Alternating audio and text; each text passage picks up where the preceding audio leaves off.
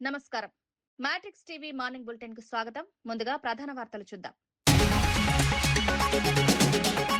జల వివాదాలపై ఉన్నత స్థాయి సమీక్ష నిర్వహించిన సీఎం రేవంత్. తుంగభద్ర ఆర్డీఐ అంశాలపై చర్చలు, తెలంగాణ హక్కుల పరిరక్షణపై ప్రత్యేక దృష్టి, నీటి పంపిణీ ప్రాజెక్టుల పురోగతిపై సమీక్ష.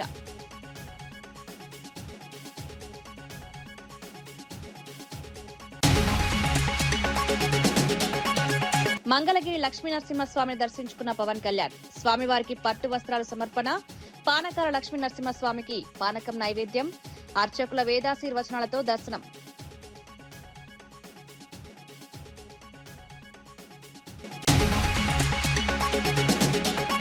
ఆర్ఎస్ఎస్ పత్రాలపై సంచలన వ్యాఖ్యలు చేసిన మీనాక్షి నటరాజన్. కీలక రికార్డులుంటే ప్రజల ముందుకు తేవాలని డిమాండ్, సమాచారాన్ని తెలుసుకునే హక్కు ప్రజలకు ఉందన్న వ్యాఖ్య. ప్రజాస్వామ్యంలో పారదర్శకత అత్యంత ముఖ్యం.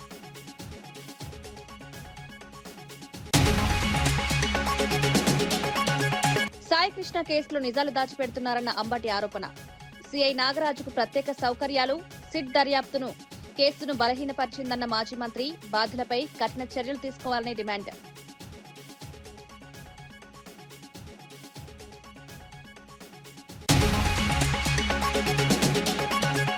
పదిహేడు కోట్ల రహదారి పనులకు శంకుస్థాపన చేసిన భట్టి. గ్రామీణ మౌలిక వస్తుల అభివృద్ధి పనులు పూర్తయితే రాకపోకలు మరింత సులభం, ప్రతి గ్రామానికి అభివృద్ధి ఫలాలు.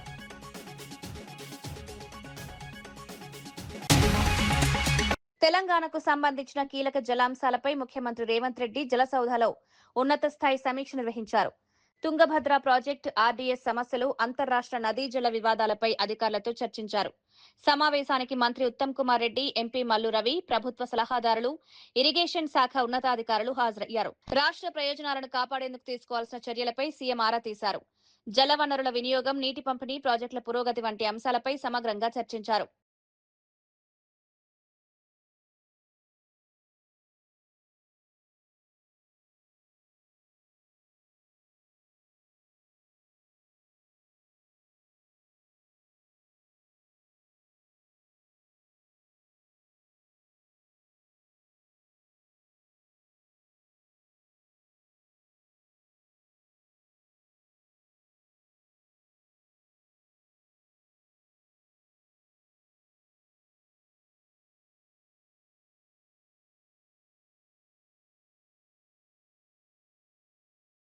ఖమ్మం జిల్లా బోనకల్ మండలంలో సుమారు 17.48 కోట్ల రూపాయల అంచనా వ్యయంతో చేపట్టనున్న నూతన రహదారి నిర్మాణ పనులకు డిప్యూటీ సీఎం మల్లు భట్టి విక్రమార్క శంకుస్థాపన చేశారు.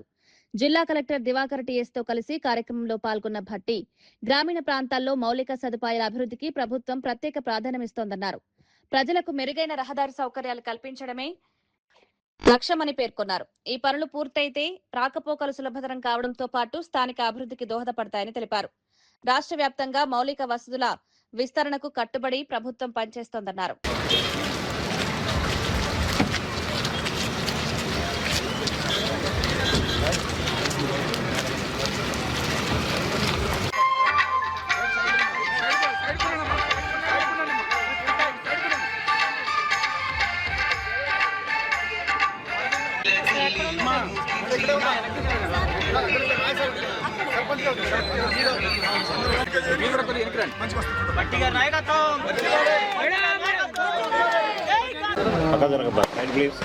ఆడ లాగేటప్పుడు రాదు మా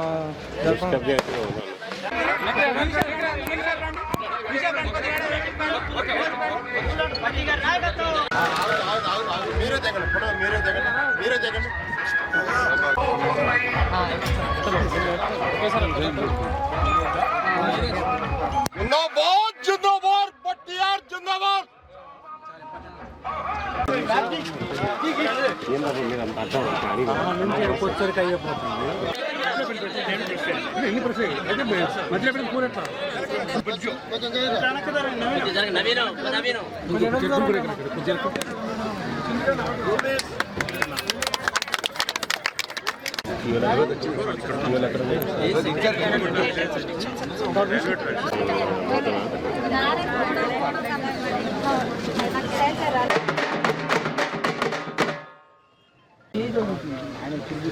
ముందుకెళ్ళి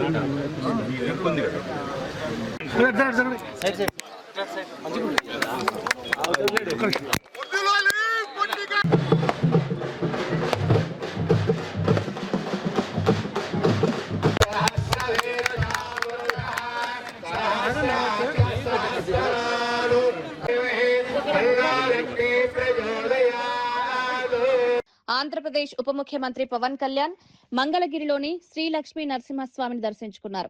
స్వామివారికి పట్టు వస్త్రాలు సమర్పించి ప్రత్యేక పూజలు నిర్వహించారు. అనంతరం కొండపై ఉన్న పానకాల లక్ష్మీ నరసింహస్వామి ఆలయాన్ని సందర్శించి పానకం నైవేద్యంగా సమర్పించారు.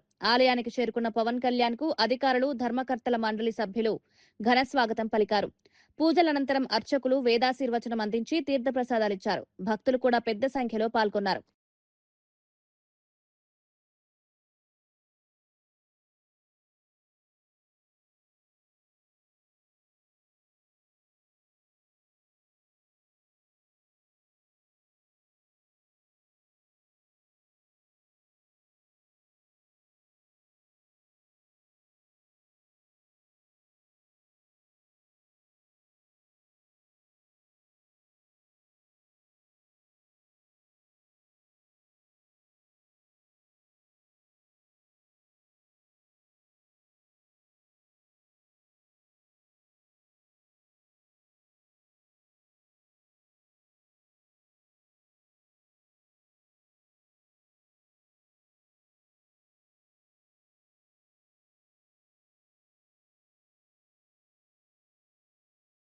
హైదరాబాద్ మెట్రోకు సంబంధించిన ఐఆర్ఎఫ్సి ఒప్పందంపై బీఆర్ఎస్ ఎమ్మెల్సీ దాసోజు శ్రవణ్ సంచలన ప్రశ్నలు లేవనెత్తారు.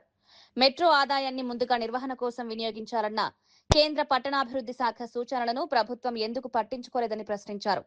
ఆర్థిక శాఖ, కేంద్ర పట్టణాభివృద్ధి శాఖ అనుమతులు లేకుండానే ఐఆర్ఎఫ్సి ఒప్పందంపై ముఖ్యమంత్రి రేవంత్ రెడ్డి ఎలా సంతకం చేశారని నిలదీశారు. మెట్రో ప్రాజెక్టుకు సంబంధించిన ఆర్థిక వ్యవహారాలపై ప్రభుత్వం పూర్తి వివరాలు వెల్లడించాలని డిమాండ్ చేశారు. అఫైర్స్ వాళ్ళు చెప్పినారు కాబట్టి రేవంత్ రెడ్డి ఏమో మోకాలు అడ్డం పెట్టినట్టుగా పెట్టి మేము నిర్వహణ అనేది పక్కన పెడతాము, లోన్ మాత్రం మేము ముందు రీపే చేస్తాము అని చెప్పని ఇద్దరి మధ్యన పేచీ వచ్చింది. కాబట్టి ఆ లోన్ అమౌంట్ ఏదైతే ఐఆర్ఎఫ్సికి ట్రాన్స్ఫర్ అయిందో అది కాకుండా government of India or ministry of urban affairs ఎవడో అడ్డుపడ్డారు. కేంద్ర ప్రభుత్వం కిషన్ రెడ్డి గారిని మీడియేట్ చేయమని చెప్పని కోరినరు. నేనేమడుగుతున్నానంటే ఇవాళ రేవంత్ రెడ్డి గారిని, ఈ ministry of housing and urban affairs వాళ్ళు ఏదైతే ఆపరేషన్ అండ్ మెయింటెనెన్సే ప్రియారిటీ ఇవ్వాలా, లోన్ రీపేమెంట్ ప్రియారిటీ ఇవ్వద్దని చెప్పిండ్రు అని చెప్పని నువ్వు రాసిన లేఖలు చెప్పినావు కదా, ఇవన్నీ క్లారిఫై చేసుకోకుండా నేను ఐఆర్ఎఫ్సికి సంతకం పెట్టావా? ఐఆర్ఎఫ్సితో చేసుకున్న ఒప్పందంలో హౌసింగ్ అండ్ అర్బన్ అఫైర్స్ వాళ్ళు లేవనెత్తినటువంటి ఈ ఆపరేషన్ మెయింటెనెన్స్ తర్వాతనే లోన్ రీపేమెంట్ చేయాలన్నటువంటి ఒక చిక్కుముడి ఏదైతుందో అది తెలిసే సంతకం పెట్టినవా, లేదు దాన్ని కావాలని దాచిపెట్టి నువ్వు ఒంటెద్దు పోకడ లెక్క సీతయ్య ఎవడి మాట వినడు కాబట్టి నీకు నువ్వుగానే నువ్వు సంతకం పెట్టినావా? రేవంత్ రెడ్డి సమాధానం చెప్పాలా అని చెప్పి నేను కోరుతా ఉన్నాను. రెండవది అయితే ఇవాళ దేశంలో ఏ మెట్రో రైల్ ప్రాజెక్టులకైనా ఇది మే 25కు ముందే తెలుసు. బికాజ్ ఆ సంతకం పెట్టి ఎస్పీఐ అగ్రిమెంటు, ఈ లోను, ఇవన్నిటికి ముందే జగమెరిగిన సత్యం. ముఖ్యమంత్రి హోదాలో కూర్చున్నావు కాబట్టి, అది కూడా మున్సిపల్ మంత్రి కాబట్టి, అది కూడా మెట్రో రైలుకి సంబంధించిన నిర్ణయాలు తీసుకుంటున్నావు కాబట్టి రాష్ట్రంలో ఏ రకమైన ప్రెసిడెన్స్ ఉందని చెప్పని నువ్వు తెలుసుకుంటావు అని చెప్పి. పీఎం కుసుమ్ పథకంలో 1000 కోట్ల రూపాయల కుంభకోణం జరిగిందని మాజీ మంత్రి జగదీష్ రెడ్డి ఆరోపించారు. ప్లాంట్ల నిర్మాణం పూర్తి చేసిన రైతులను నెలల తరబడి సింక్రనైజేషన్ చేయకుండా ఇబ్బందులకు గురిచేస్తున్నారని విమర్శించారు. మెగావాట్ కు ₹1 కోటి డిమాండ్ చేస్తున్నారంటూ సంచలన ఆరోపణలు చేశారు. కేంద్రం నిర్ణయించిన ధర 3.13 ఉండగా తక్కువ ధరకు ఎందుకు చెప్తున్నారని ప్రశ్నించారు. రైతులు అప్పులు చేసి ప్లాంట్ నిర్మించుకున్నారని, ఇప్పుడు తీవ్ర ఇబ్బందులు ఎదుర్కొంటున్నారని ఆవేదన వ్యక్తం చేశారు. స్కామ్ కు తెరదీసిండ్రు కొత్తగా. పాపం చాలా మంది యువకులు వీళ్ళని నమ్మి గ్రామీణ ప్రాంతాలలో ఇక్కడ అక్కడ అప్పులు చేసి బ్యాంకుల చుట్టూ తిరిగి వాళ్ళని బతులు ఆడుకొని తెలిసిన బంధువుల దగ్గర, మిత్రుల దగ్గర అప్పులు చేసి ఈ పథకంలో మాకు అవకాశం వచ్చింది అని చెప్పి కేంద్ర ప్రభుత్వమే ₹3.13 నిర్ణయించింది కదా. పెట్టుబడి బ్యాంక్ లోన్లు అన్నీ పోతే నెలకో 1,00,000 2 లక్షలు ఏదైనా మాకు మిగులుతాయి జీతాలు పొందామని చెప్పి పాపం వీళ్ళని నమ్మి ఆ పథకంలో చేరి ప్లాంట్లు నిర్మాణం చేస్తే దాదాపుగా 1,1200 మెగావాట్ల ప్లాంట్లను పూర్తి అయిపోయి సింక్రనైజ్ చేసి మీరు కనెక్షన్ తీసుకోండి అని చెప్పి మొర్రోమంటే 2-3 నెలలుగా సతాయిస్తున్నారు. దీంట్లో ప్రధానంగా ఇద్దరు అధికారులు, రెడ్కోకు సంబంధించి ఒక అధికారి, ఎనర్జీ డిపార్ట్మెంట్కి సంబంధించిన ఒక అధికారి, ఇద్దరు పూర్తి స్థాయిలో దీంట్లో నిమగ్నమై 3 నెలలుగా వాళ్ళని సతాయించి చివరికి మీకు రేటు తక్కువ చేస్తాం, వాళ్ళని రకరకాల పద్ధతుల్లో భయపెట్టించి డబ్బులు వసూలు చేసే, డబ్బులు గుంజే ప్రయత్నాలు చేసిండ్రు. ముందు ఒక ప్లాంట్కి 10 లక్షలు అన్నారు, తర్వాత మెగావాట్కి 10 లక్షలు అన్నారు, ఆఖరికి మొత్తం మీరు ఎంత పెట్టుబడి పెట్టిరో పెట్టుబడి మీద 10% కావాలి, 20% కావాలి అని డిమాండ్ చేసి పాపం వాళ్ళు బ్యాంకు లోన్ మీద పడుతుంది. ఇప్పుడు 3 నెలలు బయటపడాలంటే సిబిఐ విచారణే మార్గమని వైఎస్ఆర్సీపీ రాష్ట్ర అధికార ప్రతినిధి వంగవీటి నరేంద్ర అన్నారు. సాయి కృష్ణపై పోలీసులు ఎందుకు వరుస కేసులు పెట్టారో, అతనితో పోలీస్ శాఖకు ఉన్న సంబంధం ఏమిటో ప్రజలకు తెలియాలన్నారు. టాస్క్ ఫోర్స్ అధికారులు కీలక విషయాలు దాచిపెడుతున్నారని ఆరోపించారు. సిట్ విచారణ ద్వారా వాస్తవాలు బయటకు రావని, స్వతంత్ర దర్యాప్తు అవసరమని పేర్కొన్నారు. ఈ కేసులో అనేక అనుమానాలు ఉన్నాయని, వాటికి సమాధానాలు రావాలంటే సిబిఐ విచారణ జరగాలని డిమాండ్ చేశారు. అంటే అసలు ఈ సాయి కృష్ణని పోలీస్ డిపార్ట్మెంట్ దేనికి వాడుకుంటుంది? దీనిలో అనేక కోణాలు మనం ఆలోచించాల్సి వస్తుంది. పోనీ లాకప్ డెత్ చేశారే అని అనుకుందాం. లాకప్ డెత్ చేస్తే బాడీ కూడా ఇవ్వకుండా సాక్ష్యాలను కూడా మాయం చేసే విధంగా బాడీని కూడా దహనం చేశారంటే సాయి కృష్ణని అసలు పోలీస్ డిపార్ట్మెంట్ ఎందుకు వాడుకుంది, దేనికి వాడుకుంది, ఇవన్నీ నిజాలు బయటపడాలి అంటే నాకు తెలిసి సిట్ ద్వారా పొరపాటును కూడా ఇది బయటికి రాదు. తప్పనిసరిగా ఈ కేసుని సిబిఐకి అప్పచెప్పాలి.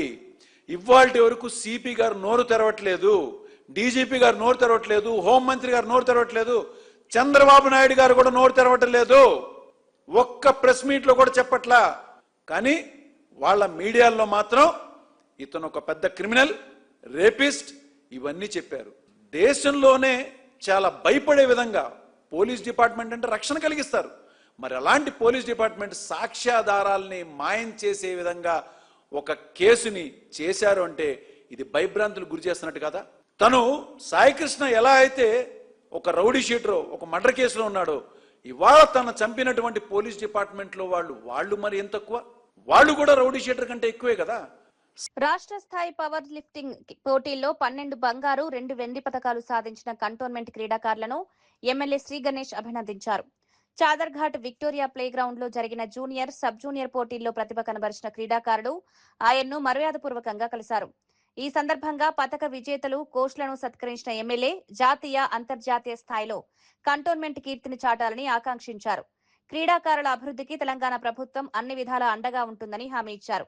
గ్రామీణ, పట్టణ ప్రాంతాల ప్రతిభను వెలికితీసి అంతర్జాతీయ స్థాయికి తీసుకువెళ్లడమే ప్రభుత్వ లక్ష్యమన్నారు.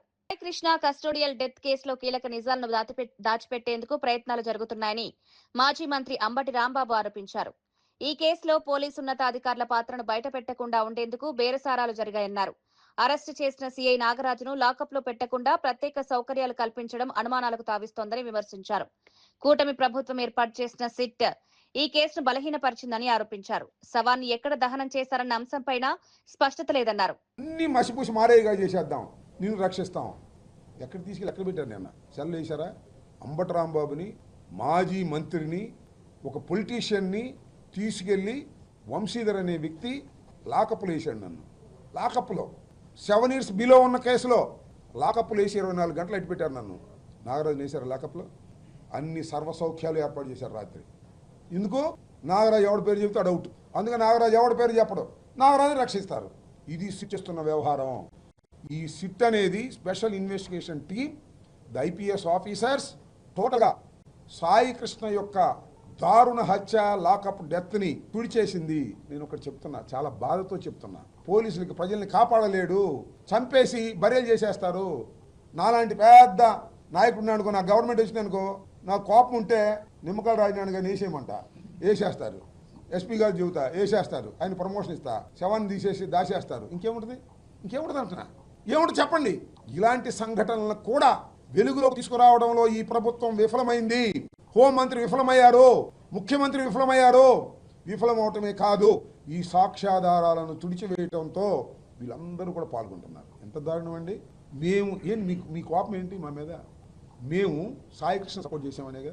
ఎందుకు సపోర్ట్ చేసాము సార్? మేము సాయికృష్ణని, సాయికృష్ణ చనిపోయాడు కాబట్టి సపోర్ట్ చేశాము. ఒక క్రిమినల్ చనిపోతే నా మీద రుద్దుతారా అంటున్నారు. క్రిమినల్ చనిపోలేదు సార్, ఇద్దరు గ్యాంగ్ వార్లో కొట్టుకుని ఆ క్రిమినల్ చనిపోతే పట్టించుకోం. పోలీస్ వ్యవస్థ క్రిమినల్ చంపేసింది సార్, అందుకు పట్టించుకున్నాం సార్. మేము అందుకు పట్టించుకుంటే మేము ఈయన పట్టించుకున్నాం కాబట్టి మీరు నాగరాజుని పట్టించుకుంటారా? జిందాబాద్ నాగరాజు అంటారా? చెప్పండి, నేను అడుగుతా ఉన్నా పవన్ కళ్యాణ్ గారు. సాయికృష్ణ తల్లి గారిని పరామర్శించడానికి వెళ్ళారు, విజయలక్ష్మి గారిని. ఎవరు వెళ్ళారు? ఉదయభాన్ వెళ్ళాడు. ఉదయభాన్ అమ్మట కొంత బ్యాచ్ వెళ్ళింది, మొత్తం జనసేన బ్యాచే. అక్కడ పలకరించారు, పవన్ కళ్యాణ్ గారు పంపించారమ్మా అని చెప్పారు, శభాష్, ఓకే. కట్ చేస్తే ఉదయవాన్ మినహా మిగతా బ్యాచ్ అంతా నాగరాజ్ జిందాబాద్, అక్కడ నాగరాజ్ ఇంటికాడ ఇదే batch. Are you feeling shame? Pawan Kalyan garu, are you not feeling shame? ఇక్కడేమో విజయలక్ష్మి గారి కన్నీళ్లు తోడడానికి వస్తారు, అక్కడేమో సాయి కృష్ణ నాగరాజు జిందాబాద్, నాగరాజు వీరుడు, నాగరాజు అనేవాడు గొప్పవాడు అని చెప్తారు. చెప్పండి సార్ సమాధానం. మీరు చెప్పర్లే, ఆ దుర్గేష్ చెప్పనండి. ఏంటి అన్యాయం? ఇంత దారుణంగా మీరు వ్యవహరిస్తున్నారంటే ఎక్కడికి పోతున్నారు? పట్టుదలగా పోయి తప్పులు చేసుకుంటున్నారు. మీ మీద ప్రజలకు వేరే అభిప్రాయం ఉంది మొన్నటిదాకా. ఏదో వీరుడు సూర్యుడు న్యాయం కోసం పోరాడతాడు. న్యాయం కోసం పోరాడరు, అన్యాయం వెంట ఉండి, నాగరాజు వెంట ఉండి మీరు పోరాడుతున్నారు. ఇది చాలా దారుణం. క్రిమినల్ని మేము సపోర్ట్ చేయటం, క్రిమినల్ని శిక్షించమనే మేము కోరిక. క్రిమినల్ని చంపమాకండి సార్ అంటున్నా. దోమ చంపేయడానికి, బొద్దింక చంపేయడానికి, ఎలుక చంపేయడానికి, మేక కోసేయడానికి ఒక ప్రాణం. Though is a criminal. ఇంత ఎస్ఐఆర్ అంశంపై సమావేశాలు నిర్వహిస్తున్న బీఆర్ఎస్ నేతలు కేటీఆర్, హరీష్ రావులు ప్రజలకు అవగాహన కల్పించకుండా ముఖ్యమంత్రి రేవంత్ రెడ్డిపై విమర్శలకే పరిమితమవుతున్నారని కాంగ్రెస్ నేత కోట్ల శ్రీనివాస్ విమర్శించారు. రాష్ట్ర అభివృద్ధి కోసం ప్రభుత్వం నిరంతరం కృషి చేస్తుంటే అనవసర ఆరోపణలు చేయడం సరికాదన్నారు. ప్రజా సమస్యలపై చర్చించకుండా రాజకీయ లబ్ధి కోసం వ్యాఖ్యలు చేస్తున్నారని ఆరోపించారు. ప్రభుత్వం అమలు చేస్తున్న సంక్షేమ అభివృద్ధి కార్యక్రమాలను ప్రజలు గమనిస్తున్నారన్నారు. ప్రతిపక్షాలు బాధ్యతాయుతంగా వ్యవహరించాలని సూచించారు. ఒక ఆదర్శ రాష్ట్రంగా తీసుకెళ్లాలని 18 గంటలు పనిచేస్తున్న గౌరవ ముఖ్యమంత్రి గారి పట్ల మీరు విద్వేషం పెంచుకొని మీ ఇష్టం వచ్చినట్టు మాట్లాడితే ప్రజాస్వామ్యంలో అంత మంచిది కాదు. కానీ కేటీఆర్ గారికి, హరీష్ రావు గారికి నేను హెచ్చరిస్తూ ఉన్నాను. ఎందుకంటే ఈ రాష్ట్రంలో దాదాపు 21,000 కోట్ల రూపాయలు రుణమాఫీ చేస్తే అందులో సిరిసిల్ల ఉంది, గజ్వేల్ ఉంది, సిద్దిపేట ఉన్న సంగతి ఈ నాయకులు తెలుసుకోవాల్సిన అవసరం ఉంది. ఈ రాష్ట్రంలో రైతాంగానికి మొత్తము 2 లక్షల కోట్ల రూపాయలు ఈరోజు వరకు మనం ఖర్చు పెట్టినాం. అదేవిధంగా రైతు భరోసా కింద ప్రతి రైతుకు 6,000 రూపాయలు ఇస్తున్న ప్రభుత్వం ఏదైనా ఉందంటే ఈ దేశంలో గౌరవం. ఆర్ఎస్ఎస్ వద్ద ఉన్న అంతర్గత పత్రాలు, రికార్డులపై కాంగ్రెస్ సీనియర్ నేత మీనాక్షి నటరాజన్ సంచలన వ్యాఖ్యలు చేశారు. దేశానికి సంబంధించిన కీలక పత్రాలు ఏవైనా ఆర్ఎస్ఎస్ వద్ద ఉంటే వాటిని ప్రజల ముందుకు తీసుకురావాలని డిమాండ్ చేశారు. దేశ ప్రజలకు ఈ సమాచారాన్ని తెలుసుకునే హక్కు ఉందని స్పష్టం చేశారు. ప్రజాస్వామ్యంలో పారదర్శకత అత్యంత ముఖ్యమని పేర్కొన్నారు. జాతీయ ప్రయోజనాలకు సంబంధించిన సమాచారాన్ని గోప్యంగా ఉంచకూడదని అభిప్రాయపడ్డారు. ఈ అంశంపై పూర్తి వివరాలు వెల్లడించాలని కోరారు. रजिस्ट्रेशन नंबर देना चाहिए, उनके कौन सदस्य हैं बताना चाहिए, ऑडिटेड अकाउंट्स देना चाहिए. एफसीआरए का कानून वही लेकर आए हैं, उसको उन्होंने और स्ट्रिक्ट किया है. कानून पहले भी था, लेकिन तो फिर अगर उनको कहीं कोई ग्रांट्स मिलते हैं या नहीं, कौन देते हैं, और उनके ट्रस्ट का क्या कंपोजिशन है, उनका रजिस्टर्ड कहाँ पर कार्यालय है, और ये सारे डिटेल्स उनको देने चाहिए. उनको कितना चंदा मिला, किस किस से मिला, और वो उसका इनकम टैक्स का वो पैसा था नहीं था, जिसको वो गुरु दक्षिणा कह रहे हैं. जब करोड़ों का गुरु दक्षिणा उनको मिल रहा है तो हमको उसमें कोई तकलीफ नहीं है, मगर वो डिटेल जानने का हक तो इस देश की जनता का है ना, कि कल को कोई भी संगठन अगर बनता है तो उनसे ये सवाल पूछा जाना गलत नहीं है. मुझे याद पड़ता है कि देश के पहले उप प्रधानमंत्री सरदार वल्लभ भाई पटेल ने भी ये सारे सवाल आरएसएस के सामने खड़े किए थे, और उनको अगर वो पाक साफ हैं तो उन्हें आकर अपना डिटेल देने में क्या हर्ज है, दीजिएगा. मैम, जिस तरह से आपने अपनी बात कही सामने, हम लोग के सामने में रखी, और जिस तरह की चीज़ें आजकल हो रही है महाराष्ट्र में या वेस्ट बंगाल में, क्या आपको लगता है कि आपको अपनी लड़ाई को बहुत सशक्त तरीके से लड़ने की जरूरत है? क्योंकि अगर नहीं लड़ा गया तो शायद आने वाले दिनों में चीज़ें और ज़्यादा बदलेंगी. हम सब इस बात को लेकर के पूरी तरह से सजग और तैयार हैं कि हमें अपनी लड़ाई को सशक्त ढंग से ही लड़नी है. भारत जोड़ो यात्रा ने हमें एक मौका दिया कि हम देश की जनता के साथ जुड़कर उनके मुद्दों को, उनके मसलों को समझें, और हम वापस अपने आप को तैयार करें हमारे संवैधानिक चुनौतियों का सामना करने के लिए. और वो हमें हमारे नेता राहुल जी और माननीय खड़गे जी ने हमें वो मार्ग सिखाया. और जाहिर सी बात है कि जो नीट में हुआ, जो जिस तरह से पेपर लीक का मामला सामने आया, जिस तरह से आज एलपीजी और अन्य चीज़ों का हमारे सामने संकट है, जिस तरह से हम देखते हैं कि अमेरिका से हमारे लोगों को हथकड़ियां डाल के भेजा जाता है, जिस तरह से रोजगार का संकट हमारे सामने है, ये और अभी हाल ही में मध्य प्रदेश के हमारे मुख्यमंत्री के परिजनों ने जिस तरह से भूमाफिया राज फैलाया है, ये सारे वो मसले हैं जिस पर तो हम लोगों को संगठित होकर के लड़ना है।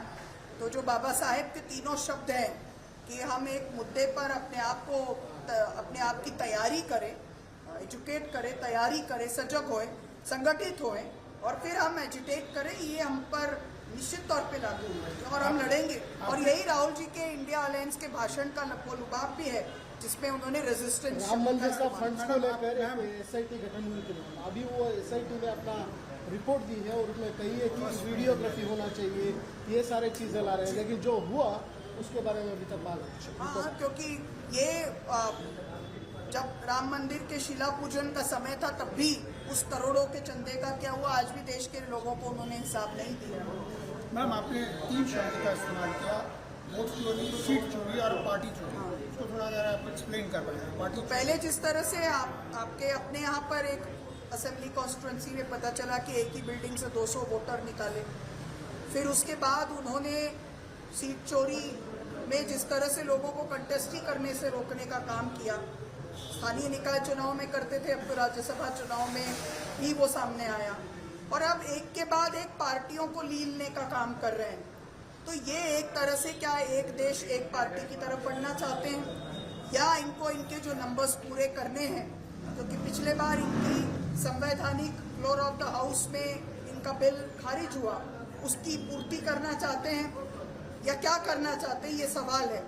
और इसीलिए एक के बाद एक जो पार्टियों को खत्म करने की साजिश कर रहे हैं, षड्यंत्र रच रहे हैं, वो हमारे सामने है। यही मैं कहना चाहता हूँ। ऑपरेशन टाइगर सक्सेसफुल, बड़ा पॉपुलर वर्ड यूज कर रहे हैं ऑपरेशन डे जो महाराष्ट्र में, तो क्या आपको लगता है इसी दिशा में? ये इनका चाल चरित्र और चेहरा है। ये जो अपने आप को बहुत ही नैतिक तौर पे सही कहते हुए एक राजनीति करने की बात करते थे, वो उनकी असलियत अब उजागर हुई। తెలంగాణ గిరిజనుల సమస్యల పరిష్కారం కోసం మాజీ గవర్నర్ బండారు దత్తాత్రేయ రాజ్ భవన్ లో గవర్నర్ శివప్రతాప్ శుక్లాను కలిశారు. గిరిజన భూ హక్కుల పరిరక్షణ, పోడు వ్యవసాయం, పేసా చట్టం అమలు, అటవీ హక్కుల కల్పన వంటి అంశాలపై వినతి పత్రం సమర్పించారు. గిరిజన ప్రాంతాల్లో విద్య, వైద్యం, తాగునీరు, ఉపాధి అవకాశాలను మెరుగుపరచాలని కోరారు. గిరిజనుల సంక్షేమానికి ప్రభుత్వం మరింత దృష్టి సారించాలని విజ్ఞప్తి చేశారు.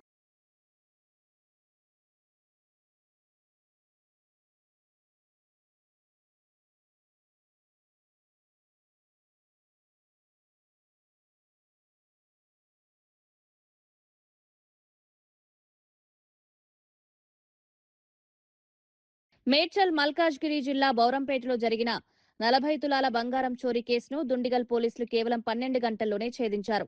బాధితురాలి సహోద్యోగి లక్ష్మీనారాయణే ఈ దొంగతనానికి పాల్పడినట్లు పోలీసులు గుర్తించారు. ఆన్లైన్ బెట్టింగ్ అప్పులు తీర్చేందుకు ఇంటి తాళాలు దొంగిలించి బీరువాలోని బంగారం అపహరించినట్లు విచారణలో తేలింది. బాధితురాలి ఫిర్యాదుతో పోలీసులు సీసీటీవీ ఫుటేజ్ల ఆధారంగా దర్యాప్తు చేపట్టి నిందితుడిని అరెస్ట్ చేశారు. చోరీ చేసిన బంగారం స్వాధీనం చేసుకున్నారు. కేసును వేగంగా ఛేదించిన పోలీసులను అధికారులు అభినందించారు.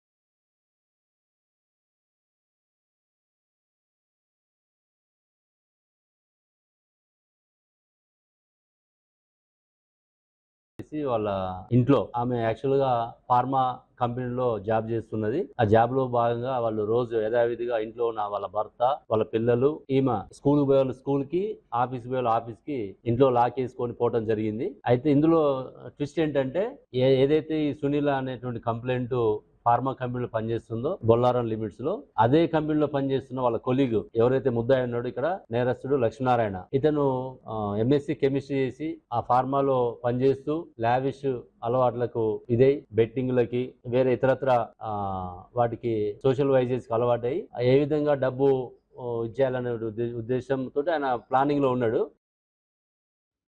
మరిన్ని వార్తలతో మళ్ళీ కలుద్దాం. నమస్కారం.